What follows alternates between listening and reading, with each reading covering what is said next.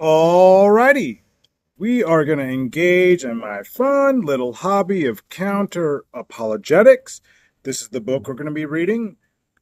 Today, we're just reading the foreword and the preface. And then starting this next Monday, we'll go ahead and read the first chapter. And on Tuesday, critique the first chapter and go in sequence from there. Buckle up, it's going to be a great ride. Forward, Ron Rhodes. The most important reason to do apologetics is that God told us to do so. It's as simple as that. God told us to do it, so we must do it. So says Dr. Norman Geisler, my primary mentor and one of the contributors to this book. God calls us to be prepared to make a defense to anyone who asks. 1 Peter 3:15. We are to destroy arguments and every lofty opinion raised against the knowledge of God. 2 Corinthians 10:5. We must contend for the faith that was once for all delivered to the saints. Jude 3. The Apostle Paul set an example for us in the defense and confirmation of the gospel. Philippians 1:7. Apollos set another example as he powerfully refuted the Jews in public, showing by the scriptures that Christ was Jesus. Acts 18:28. Apologetics utilizes reason in the defense of the faith. God himself is a God of reason, Isaiah 1:18, and he has created human beings as rational creatures in his image. Genesis 1:27, Colossians. Jesus accordingly commanded his followers, love the Lord your God with all your mind, Matthew 22:37. The Apostle Paul urged, whatever is true, think about these things, Philippians 4:8. Paul put his God-given capacity for rational debate to good use as he reasoned in the synagogue with the Jews and the devout persons, Acts 17:17, 22 through 31. Every aspect of apologetics entails the use of reason. One cannot make a defense, 1 Peter 3:15, contend for the faith, Jude 3, defend the gospel, Philippians 1:16, or refute those who contradict 1:9, without the effective use of reason. In view of all this, it delights me to say that the book you are holding in your hands, The Comprehensive Guide to Apologetics, is a consummate resource containing apologetics articles on a variety of cutting-edge issues written by apologists who are highly skilled in the use of reason. These men and women of God have done all the heavy lifting for you, and now you, the reader, are privileged to sit at their feet as learners or disciples. This is essentially a masterclass in apologetics, put in the form of a book. As a bonus, you also get to learn about noteworthy apologists of the past. You will find yourself inspired as you read about them. Apologetics has never been greater. Within many churches today, we are witnessing a large-scale departure from the faith. There are even some pastors leaving the faith altogether. Alternative religions and cults are exploding globally.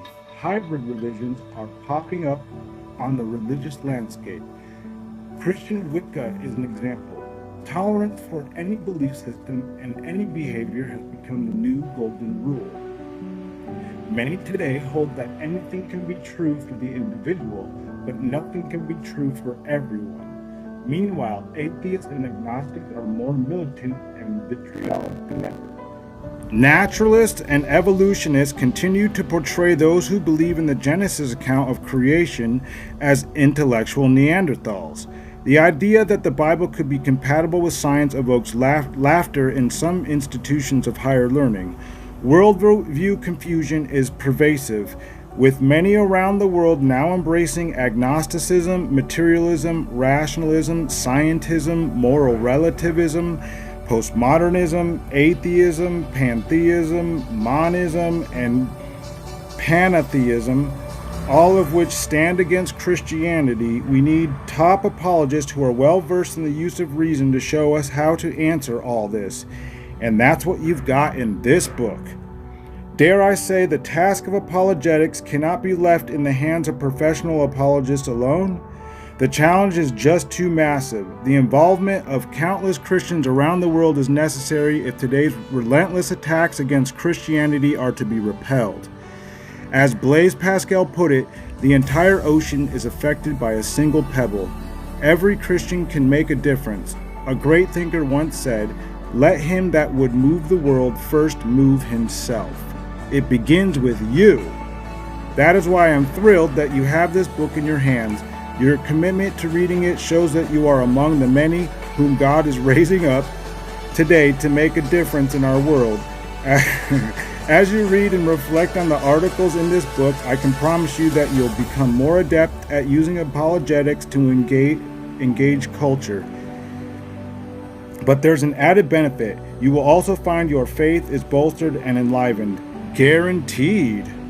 It is likely you will read this book more than once. The first time you read it will be a feast for your mind. After that, you will no doubt want to keep it on a nearby bookshelf, for it will be your apologetics companion for years to come.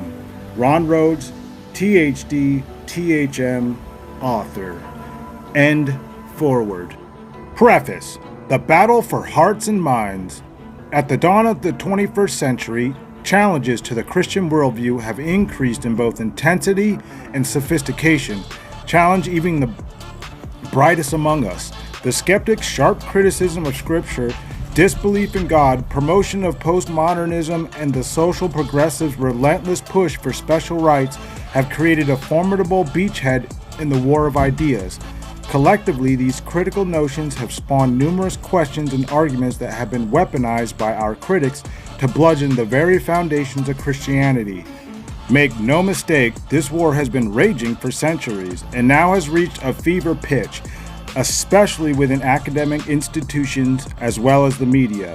Their relentless pursuit has always been for hearts and minds. In the past, their tactics were to push tolerance and progressive social agenda to create an ever-widening divide between conservatives and liberal, left and right, and Christian and secular. Today, we are experiencing a change in tactics from skeptics who seek to take the moral high ground and form social progressives who are intolerant of all conservative speech not in alignment with their ideals. The cry for tolerance is no longer needed because the culture they sought to establish in the previous decades has been realized and fully tolerated by America's institutions. Now the threats of lawsuits and violence are marshaled against those who offer morally conservative voices that threaten the recently established successes of the left. Instead of responding in like kind, Christians recognize that in order to change our world, we must prayerfully change hearts and minds. 2 Corinthians 10:3-6. By presenting Christ, recognizing that the most difficult thing to overcome are ideological in nature. The current environment has made it necessary to double down our efforts in equipping the church as well as informing seekers of truth from outside the Christian faith to intelligently wrestle with Jude 3, contend for the faith, and respond to the crucial issues confronting our world today. C.S. Lewis recognized what is at stake in the battle of ideas when he's insightfully reminded Christian leaders for their responsibility to defend the faith. To be ignorant and simple now, not to be able to meet the enemies on their own ground, would be to throw down our weapons and to betray our uneducated brethren who have, under God, no defense but us against the intellectual attacks of the heathen. Good philosophy must exist, if for no other reason because bad philosophy needs to be answered. Lewis's words reflect the spirit in which every chapter of this book was written. Each distinguished contributor in this is a scholar in their respective field and has followed in a long tradition of church leaders who took seriously the biblical command to defend the faith. 1 Peter 3:15-16. Our goal is to equip you to make a difference in the marketplace of ideas, as well as broaden your toolkit for evangelism and responding to crucial questions that have the potential to change lives. Each of the following 75 chapters have been carefully crafted using non-technical language with a view toward not only answering a medley of important questions confronting believers today, but to serve as food for nourishing the soul. Because of the varied challenges confronting the Christian worldview, our team of esteemed contributors were handpicked from a wide variety of disciplines including science, philosophy, theology, apologetics, psychology, engineering, and law.